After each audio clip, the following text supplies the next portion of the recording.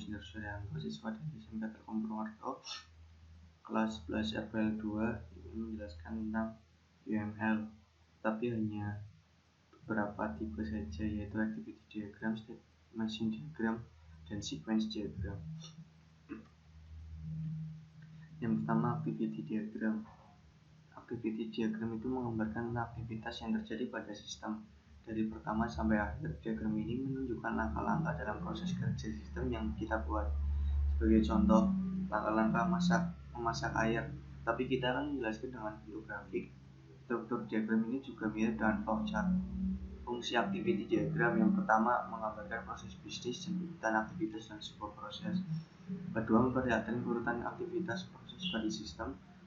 Ketiga, activity diagram dibuat berdasar sebuah atau beberapa use case pada use case diagram.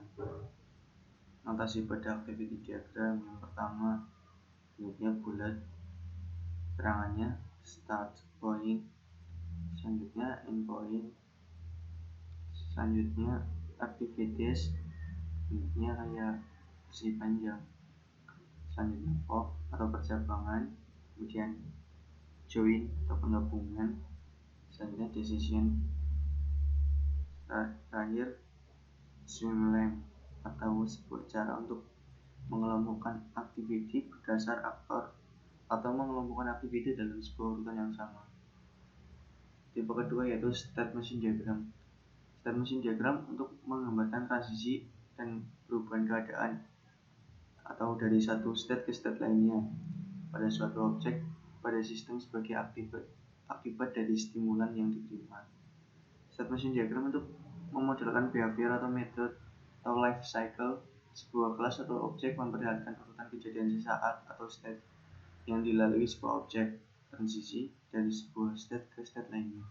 Digunakan untuk menggambarkan behavior sebuah sistem. Hal ini digunakan untuk membantu analisis, perancangan, dan mengembangkan untuk memahami perilaku objek pada sistem. Notasi pada state machine diagram yang pertama, bentuknya kayak garis tangan. Penjelasannya, state digambarkan berbentuk segi 4 dengan sudut membulat dan memiliki nama sesuai kondisinya saat itu. Kedua, titik awal atau start digunakan untuk menggambarkan awal dari kejadian dalam suatu diagram state chart. Ketiga, titik akhir atau end digunakan untuk menggambarkan akhir dari kejadian dalam suatu diagram state chart. Keempat, word yang merupakan syarat terjadinya transisi yang bersangkutan. Kelima, point digunakan untuk menggambarkan apakah akan masuk entry point ke dalam state atau akan keluar exit point. Keenam, event digunakan untuk mendeskripsikan kondisi yang menyebabkan sesuatu pada state.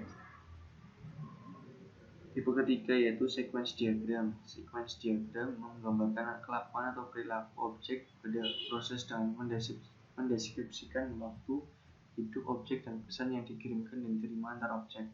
Oleh karena itu, untuk menggambar sequence diagram maka harus diketahui objek-objek yang terlibat dalam sebuah proses beserta metode-metode yang dimiliki kelas yang diinstansiasi menjadi objek itu. Banyaknya sequence diagram yang harus digambarkan adalah sebanyak pendefinisian proses yang memiliki proses sendiri, atau yang penting semua proses yang didefinisikan interaksi jalannya pesan sudah dicakup pada sequence diagram, sehingga makin banyak proses yang didefinisikan maka sequence diagram yang harus dibuat juga semakin banyak. Kegunaan sequence diagram digunakan untuk memberikan gambaran detail dari setiap use case diagram yang dibuat sebelumnya. Setiap objek yang terlibat dalam sebuah use case digambarkan dengan garis putus-putus vertikal. Kemudian message yang dikirim dan oleh objek digambarkan dengan garis horizontal secara kronologis dari atas ke bawah. Notasi pada sequence diagram yang pertama, connector menggambarkan orang yang sedang berinteraksi dengan sistem. Kedua, entitas kelas menggambarkan hubungan kegiatan yang akan dilakukan. Ketiga, boundary class menggambarkan sebuah penggambaran dari form. Keempat, control class menggambarkan penghubungan antara boundary dengan tabel. Keempat, a focus of control and a lifeline menggambarkan tempat mulai dan akhirnya sebuah message. Write a message, menggambarkan pengiriman pesan.